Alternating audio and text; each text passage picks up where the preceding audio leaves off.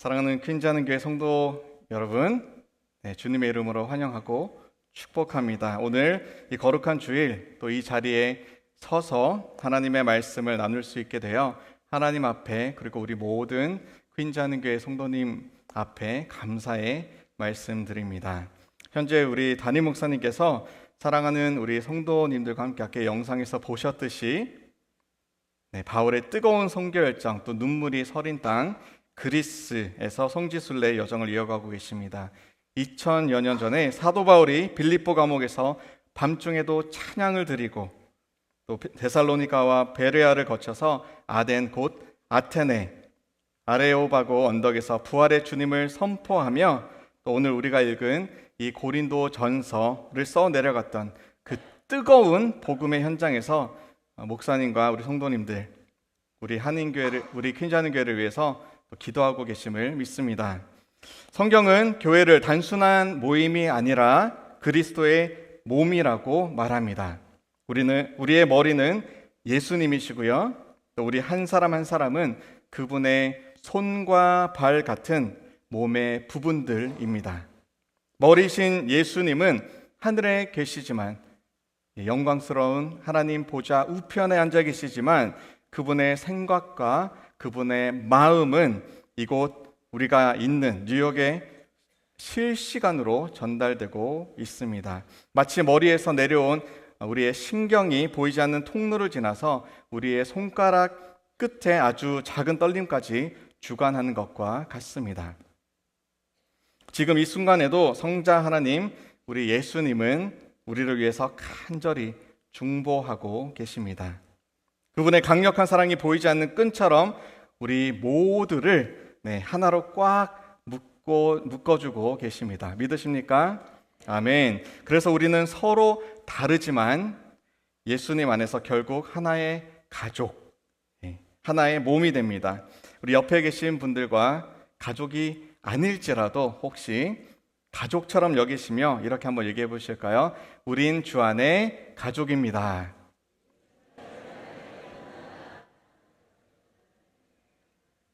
아멘. 우리는 지금 교회는 무엇인가, 교회란 무엇인가 라는 너무나 중요하고도 본질적인 주제 아래서 12주간의 아주 긴 영적 대장정을 이어가고 있습니다. 지난 몇 주 동안 우리는 약속, 말씀, 예배라는 교회에 흔들리지 않는 기초를 확인했고요. 이제 담임 목사님 돌아오셔서 직분과 헌금, 봉사와 전도 등등의 아주 우리 삶의 구체적인 열매들에 대해서 계속 이어서 가르쳐 주실 건데요.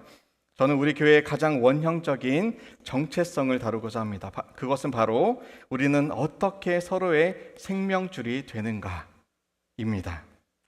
오늘 본문인 고린도전서 12장은 은사 문제로 서로 분열되고 또 계급의식으로 상처 입었던 이 고린도 교회를 향해서 사도 바울이 던진 강력한 영적 처방전입니다. 이 말씀을 통해서 우리 퀸즈하는 교회가 단순한 조직을 넘어서서 어떻게 살아있는 그리스도의 유기체로 거듭나야 하는지 그 깊은 말씀의 바다로 한번 다 뛰어 들어가 보겠습니다. 준비되셨나요? 네, 좋습니다. 오늘 본문 12절 이렇게 우리에게 기록합니다. 다 같이 한번 읽겠습니다. 몸은 하나인데 많은 지체가 있고 몸의 지체가 많으나 한 몸인과 같이 그리스도도 그러하니라. 아멘. 여기서 지체라는 말은 헬라어로 멜로스입니다. 멜로스 떠오르는 단어 이렇게 하나 있으신가요?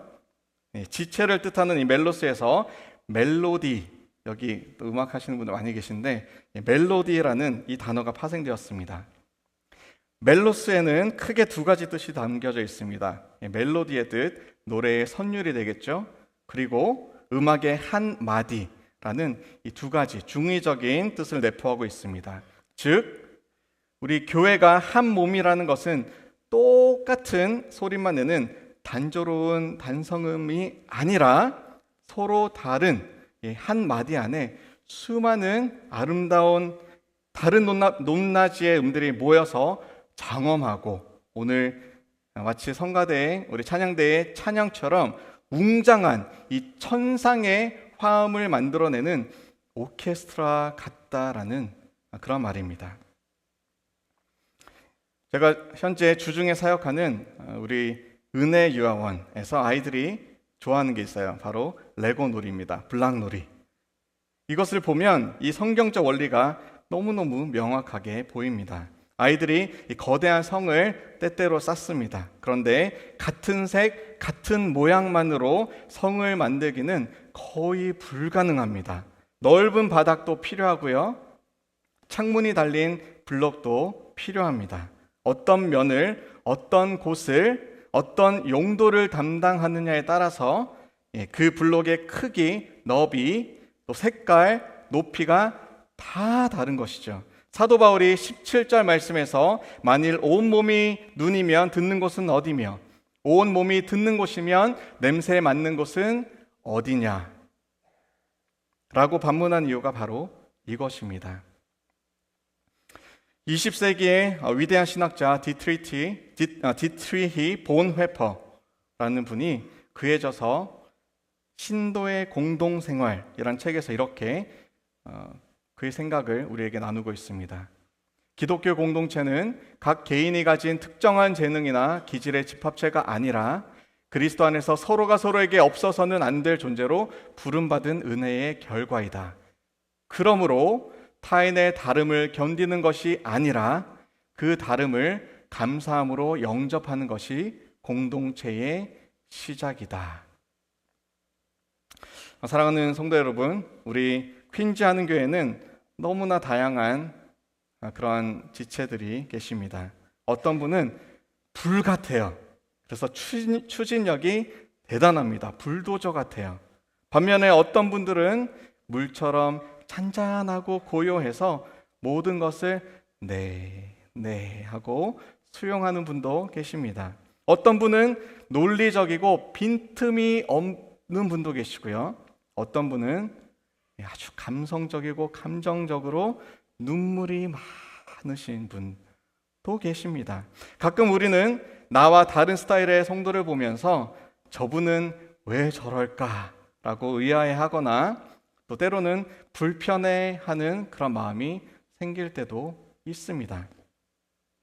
그런데 기억할 것은요, 하나님이 우리를 각기 다른 기질과 또 은사로 부르신 것은 하나님께서 실수하신 것이 아니고 정교하게 설계하신 것입니다. 하나님은 우리를 복사기처럼 똑같은 사람만 찍어내는 지루한 분이 아니십니다. 여러분께서 가진 날카로운 이성이 누군가의 이 막연한 열정을 잘 가이드해주고 또 여러분이 가지신 따뜻한 감성이 누군가의 차가운 논리를 녹여주게 만드는 것이죠. 내 옆에 앉아있는 성도는 내가 설득해야 할 대상이 아니라 하나님께서 나를 위해서 보내주신 나에게는 없는 조각입니다. 우리는 서로를 고쳐 쓰는 존재가 아니고요. 있는 그대로를 하나님의 선물로 받아들이는 존재입니다. 우리 10년, 20년, 30년 이상 사신 우리 부부들 계시니까 이 말에 우리 정말 마음으로 입술로 한번 아멘 하고 그 다음으로 넘어갈게요. 아멘이십니까? 아멘. 배우자 고치려고 노력하지 마십시오. 있는 그대로 수용하고 용납하십시오. 그러면 오늘부터 천국이 시작됩니다. 아멘. 여기 아멘 많이 나와요. 아멘. 내가 결코 가질 수 없는 그러한 면 있어요. 그죠? 우리 모두가 각각이 그렇게 특수 제작된 지붕, 문, 창문, 그런 특수한 아주 특별한 블록들입니다. 그래서 우리가 서로의 빈틈에 완벽하게 딸깍하고 착 맞물릴 때에 비로소 우리 퀸즈 한인교회라는 이 성령의 전이 완성이 되는 것이죠. 다름은 우리가 서로를 무시할 근거가 아니고 판단하고 정죄할 근거가 아니고요. 우리가 서로에게 항복하고 손을 잡아야만 하는 그런 하나님께서 허락해 주신 거룩한 축복임을 믿으시길 바랍니다. 바울이 말하는 다양성은 단순히 이 공존만을 의미하는 것은 아닙니다. 15절, 16절을 우리 함께 보실까요? 15절, 16절 보시면 발이 나는 손이 아니니 몸에 붙지 아니하였다라고 말하거나 귀가 나는 눈이 아니니 몸에 붙지 아니하였다라고 이렇게 자책하는 그런 장면이 나옵니다. 사실 이것은 공동체 안에서의 비교 또 열등감을 경계하는 것입니다. 타인과 나를 비교하면서 나는 저 사람 같은 은사가 없으니 우리 공동체에 필요 없는 존재인가 봐 라고 생각하는 것은 하나님을 그리고 하나님의 정교한 설계를 모독하는 일입니다.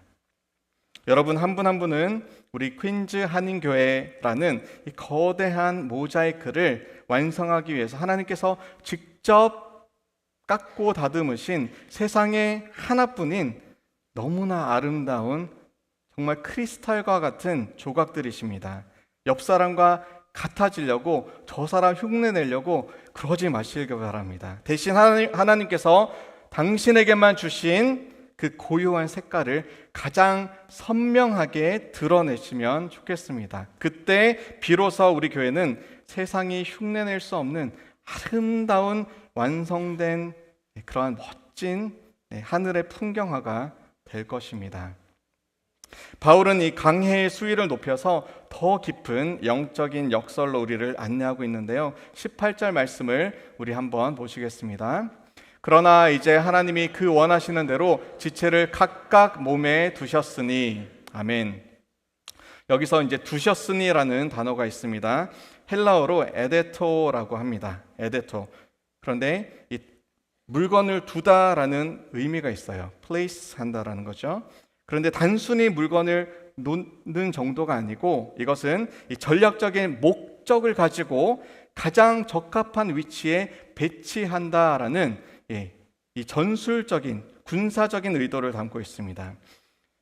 이것을 우리에게로 적용해 보면 하나님께서 우리를 퀸즈 한인교회의 어느 자리에 배치하셨습니다. 전략적으로 전술적으로 배치하신 거예요. 그런데 그 자리 중에는 유독 사람들의 눈에 띄지 않는 자리가 있습니다. 세상은 화려한 눈이 되라고 말하죠. 앞장서서 말하는 입이 되라고 부추깁니다. 하지만 22절 말씀은 놀라운 선포를 하고 있습니다. 그뿐 아니라 더 약하게 보이는 몸의 지체가 도리어 요긴하고 여기서 요긴하다라는 표현 잠깐 살펴볼 건데요. 필수 불가결하다, 반드시 필요하다라는 말이죠. 제가 생물학적 비유를 한번 들어보겠습니다. 여기 의사 선생님들도 많이 계신데 제가 한번 주름 잡겠습니다. 죄송합니다. 우리 몸 안에 이 비장이라는 이 신체 부위가 있습니다. 위에서 약간 아래쪽에 있어요. 요 옆에 붙어 있습니다. 그런데 여러분 중에 평소에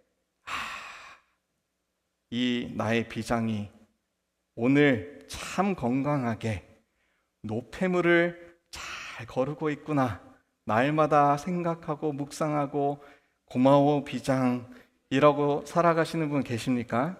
아마 없을 것 같아요. 그죠? 심장은 때때로 고마울 때 있을 것 같아요. 그죠? 심장 고마워. 비장? 오늘 아마 비장이라는 거 처음 들어보신 분들도 계실 수도 있겠어요. 그죠? 영어로는 스플린이라고 하는데, 비장이 이 평생 몸속에 어두운 곳에 갇혀서 이 피를 거르고 우리 면역력을 조절합니다. 주목받지도 못하고 칭찬받지도 못하고요. 우리 신경에서 별로 제외되어 있는 그런 장기인 것 같아요. 그런데 만약 사고로 이 비장이 파열됐다라고 가정을 한번 해볼게요. 사람이 겉모습은 괜찮아 보일 수 있습니다. 그런데 비장이 파열되면 급성 폐혈증으로 목숨을 잃을 확률이 50에서 90%까지 확 올라간다고 합니다. 속에서부터 썩어 들어가는 것이죠. 말 그대로. 교회도 똑같습니다. 강단 위에서 오늘 저처럼 이렇게 조명을 받는 사역자도 있겠지만 훨씬 더 이 요긴한 분들, 교회의 영적인 이 비장과 같은 성도님들이 바로 여기에 오늘 우리와 함께 하고 계십니다. 여러분의 보이지 않는 곳에서 흘리는 눈물, 땀방울 하나하나가 이름 없이 드리는 그 헌신이 우리 교회를 지탱하는 정말 묵직한 중력과도 같습니다. 이 비장과 같은 성도님들이 계시기에 교회의 생명력이 오늘도 유지가 되고 있는 것이죠. 하나님은 그 은밀한 헌신을 다 알고 계십니다. 하나님은 보고 계시고 주님께서 기억하고 계십니다. 교육부 현장에서도 마찬가지입니다. 예배가 시작되기 1시간 전에 아무도 없는 교실에 미리 와서 아이들의 이름을 기억하고 부르면서 이 의자를 예쁘게 정돈하시는 선생님들 계십니다. 예배가 끝나면 또 아이들이 흘리고 간 과자, 부스러기, 쓰레기를 묵묵히 줍고 또 화장실에 또 교회 예배실 뒤쪽에 두고 간 소지품 물통을 챙기는 그 손길들 우리 주보에 기록되지 않죠. 그렇죠? 주방의 찜통 같은 열기 속에서 겨울에는 좀 따뜻해서 좋겠지만 여름에는 너무 힘들어요. 그렇죠? 그 열기 속에서도 이 수백 명의 식사를 준비하면서도 성도님들께서 이 맛있는 따뜻한 밥 먹고 힘내서 하나님 나라 위해서 열심으로 살아가셨으면 좋겠다라면서 소리 없이 마음으로 그렇게 기도하며 웃고 계시는 우리 분들 여기에 다 앉아 계시지 않습니까? 기독교 작가 C.S. 루이스 네 가지 사랑이라는 책에서 이렇게 기록합니다.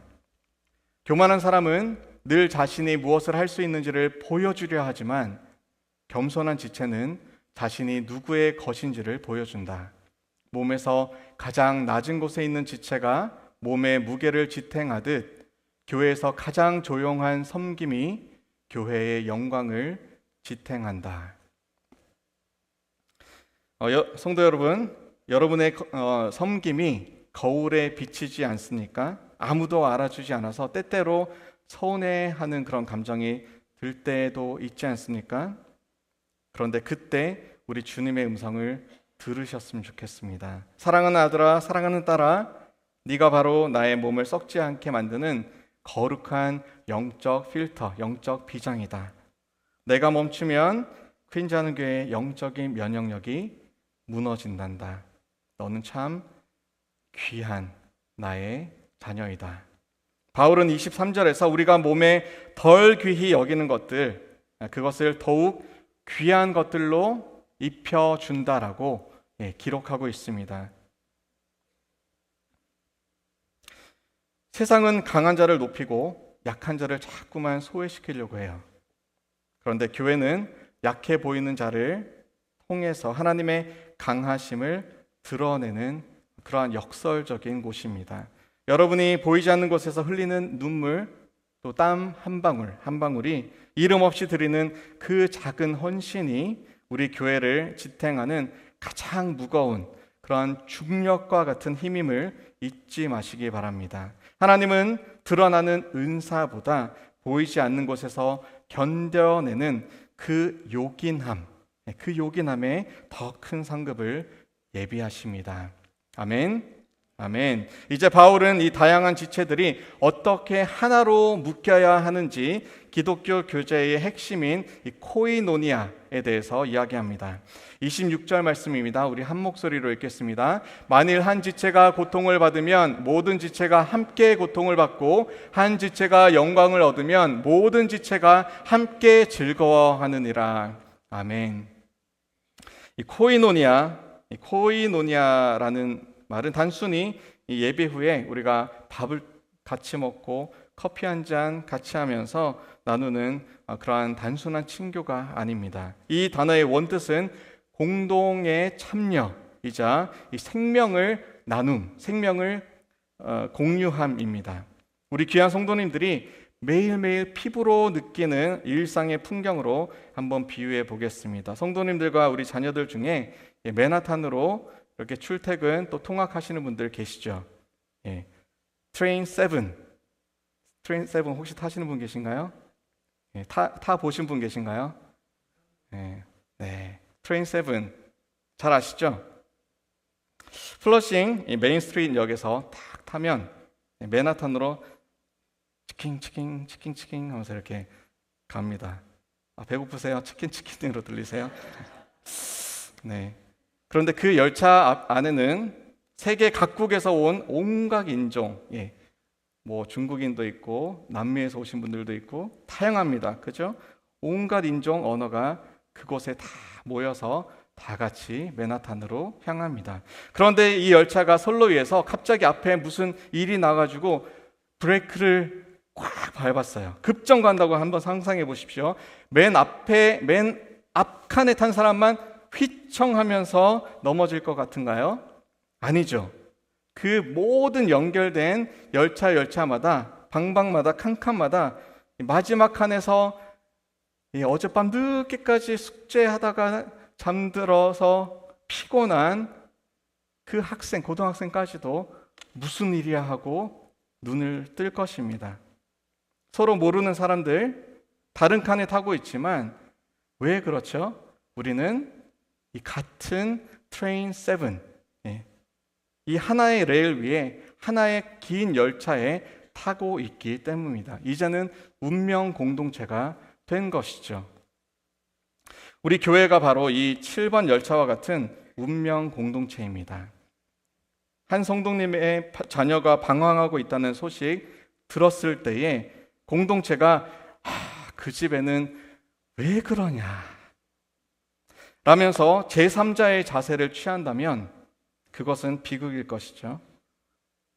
그것은 남의 집 가정사가 아니고 우리 열차, 내가 타고 있는 이 열차의 앞칸이 뒷칸이 덜컹덜컹 거리고 있는 것입니다. 그 아이의 방황은 우리 공동체 전체의 영적 위기가 될 수 있는 것이고요.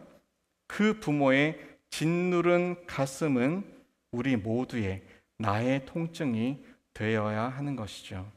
진정한 코이노니아는 옆 사람이 흔들릴 때 내 몸도 함께 쏠리는 것입니다. 옆 성도가 비즈니스의 실패로 눈물을 흘리고 있을 때에 내 눈에서도 같이 눈물이 흘러야 하는 것이죠.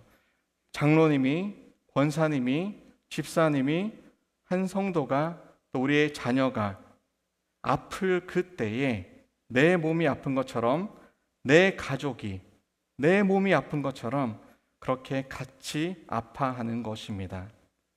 내 자식은 괜찮으니까 내 한 몸 건사하니까 괜찮아라는 생각은 사실 그리스도의 몸에는 존재할 수 없는 그런 생각입니다. 신학적으로도 이 코이노니아는 삼위일체 하나님의 사귐에 우리가 함께 참여하는 것입니다. 성부, 성자, 성령 하나님이 서로를 완전히 내어주며 하나이신 것처럼 우리도 서로의 삶에 깊이 침투하여서 우리의 기쁨과 또 우리의 슬픔을 함께 공유해야 하는 것이죠. 한 지체의 영광이 모든 지체의 기쁨이 되는 것, 이 거룩한 공명이 살아있을 때 세상은 저와 여러분들을 보면서 과연 저들은 예수의 제자이구나 라고 말할 것입니다.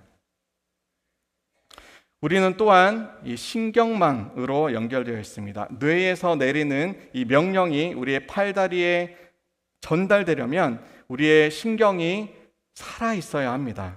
만약 어떤 성도가 고통을 당하는데 우리 공동체가 아무런 아픔을 느끼지 못한다면 그것은 우리 교회의 영적 신경망이 마비되었다라는 신호입니다. 사랑이라는 신경이 회복되어야 합니다. 그리스도의 보혈이 우리 사이의 혈관을 타고 뜨겁게 흐를 때에 우리는 비로소 회복된 살아있는 몸이 됩니다. 이제 저는 또 교육부 디렉터로서 여러분께 한 가지 더 간절한 부탁을 드리고자 합니다.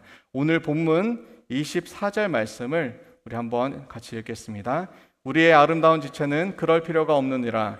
오직 하나님이 몸을 고르게 하사 부족한 지체에게 귀중함을 더하사. 아멘. 우리 교회 안에서 가장 부족해 보이고 가장 돌봄이 필요한 지체가 누구입니까? 바로 우리의 자녀들입니다. 그죠? 아이들이에요. 많은 이들이 다음 세대를 교회의 미래라고 이야기합니다. 그런데 저는 감히 수정하고 싶습니다. 우리 아이들은 교회의 현재입니다. 현재. 몸의 일부인 우리의 손가락이 나중에 어른이 된다고 해서 그때부터 몸의 지체가 되는 것이 아니죠. 태중의 아이, 하나님께서 창조하신 그때부터 청년부에 이르기까지 우리 모든 자녀들은 오늘 현재 퀸즈 한인교회라는 몸의 당당한 지체입니다. 맞나요? 아멘. 사랑하는 성도 여러분, 여러분은 우리 아이들을 어떻게 바라보고 계십니까? 단순히 예배를 잘 못 드리는, 예배를 방해하는 그러한 악의 근원입니까?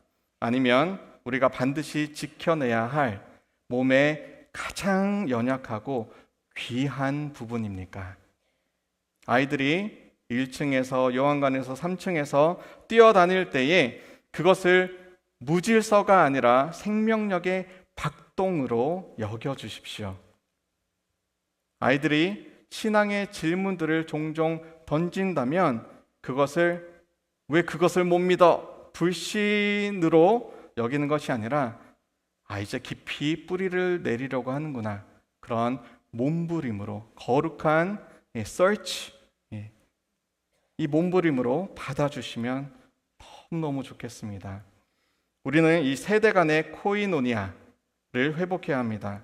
우리 할아버지 또 할머니 신앙 고백이 우리 손자 손녀의 신앙 고백이 되고, 부모의 눈물이 우리 자녀의 비전이 되는, 꿈이 되는 그러한 영적 혈류가 우리 삶 가운데, 우리 교회 안에 흐르게 했으면 좋겠습니다. 우리 아이들이 훗날 성인이 되어서 이 험악한 세상으로 나아갈 그때에 내가 가장 힘들었을 때 우리 퀸즈 한인교회 장로님들이, 권사님들이, 집사님들이, 우리 어른들이 우리를 위해서 기도해 주셨지, 우리를 안아주셨지, 우리를 인내해 주셨지. 그렇게 회상할 수만 있다면 우리는 가장 성공적인 이 교회론을 실천하고 있는 것입니다. 작년 11월에 추수감사절 주간에 우리 교회 6가정이 함께 도미니카 공화국으로 단기 선교를, 가족 선교를 다녀왔습니다.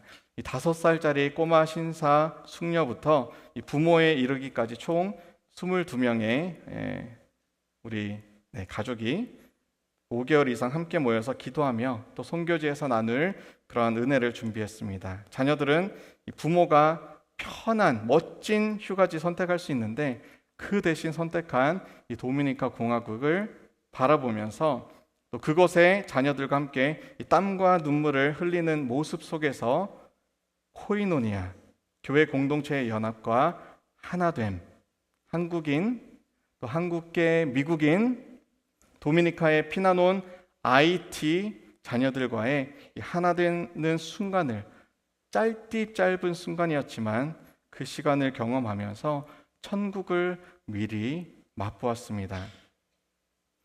아이들은 어른들의 설교를 듣고 자라는 것이 아니라 우리 어른들의 뒷모습을 보고 자랍니다.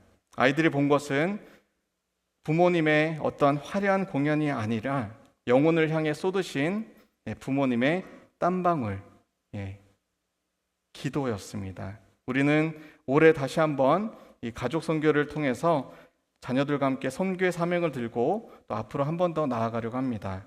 나와 너, 우리의 삶이 나와 내 가족의 안녕을 넘어서 너와 우리로, 그리고 나아가 열방으로 확장되는 그러한 전 우주적 코이노니아로 그렇게 나아가기를 주님의 이름으로 축원합니다.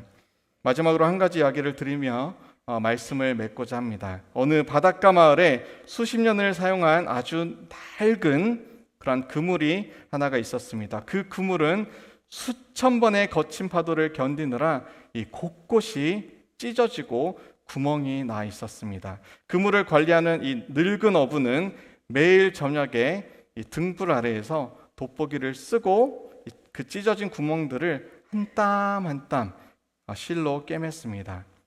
지나가던 청년이 이렇게 물었습니다.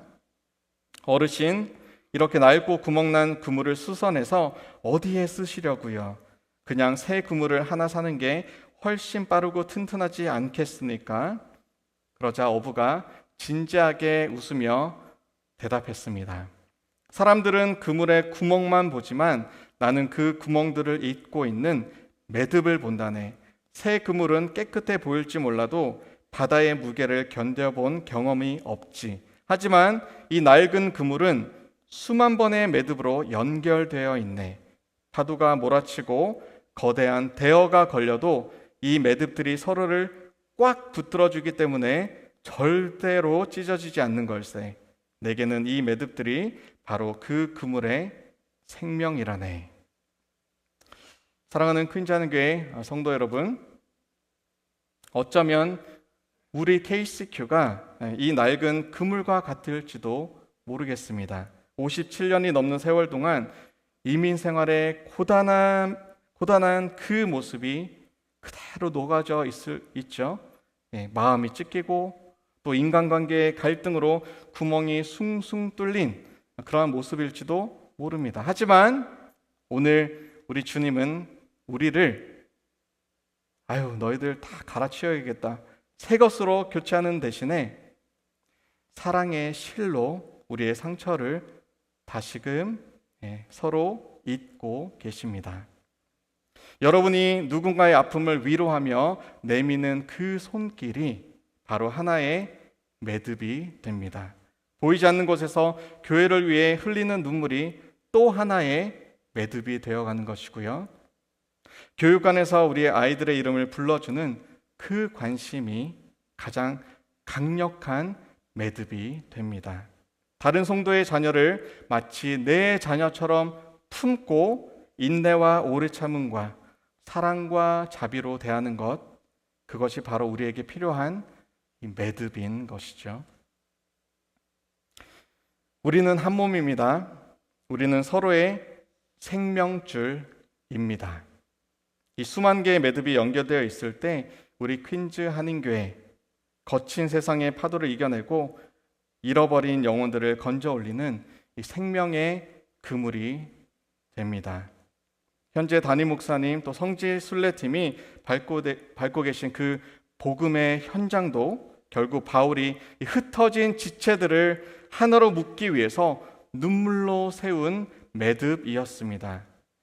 성지 순례팀이 그리스 땅에서 돌아오시는 날 우리가 보여드릴 것, 화려한 건물이겠습니까?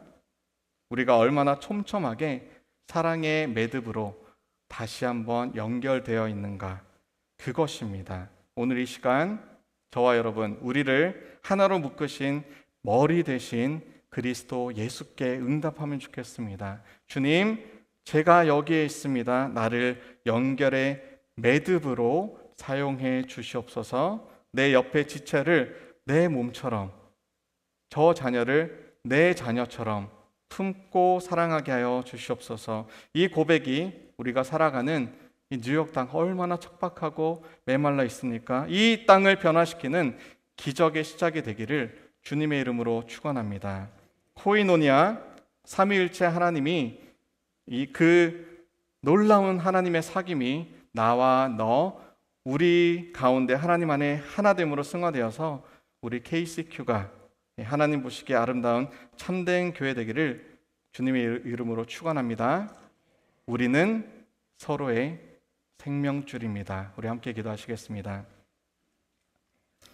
사랑과 은혜가 풍성하신 하나님 아버지, 오늘 우리는 그리스도 예수의 보혈로 엮인 하나의 몸, 퀸즈 한인교회로 이 자리에 모였습니다. 주님, 우리가 서로의 다름을 틀림으로 오해하지 않게 하시고 하나님이 정교하게 설계하신 풍성함으로 받아들이게 하여 주시옵소서. 보이지 않는 곳에서 묵묵히 교회의 심장과 폐의 역할을 감당하는 귀한 지체들 주님 위로하여 주시고, 우리 중에 한 명의 아픔이 우리 모든 공동체의 통증이 되는 거룩한 사랑의 신경망 되게 하여 주시옵소서. 특별히 우리 다음 세대 아이들을 위해 기도합니다. 우리 아이들이 이 공동체 안에서 나는 혼자가 아니구나, 나를 위해 울어주는 어른들이 있구나, 나를 수용하고 포용해주는 그러한 아름다운 공동체이구나 라는 사실을 깨닫게 해주시고, 우리가 서로를 잇는 튼튼한 매듭이 되어서 험한 세상 파도를 넉넉히 이기는 생명의 그물 다 되게 하여 주시옵소서.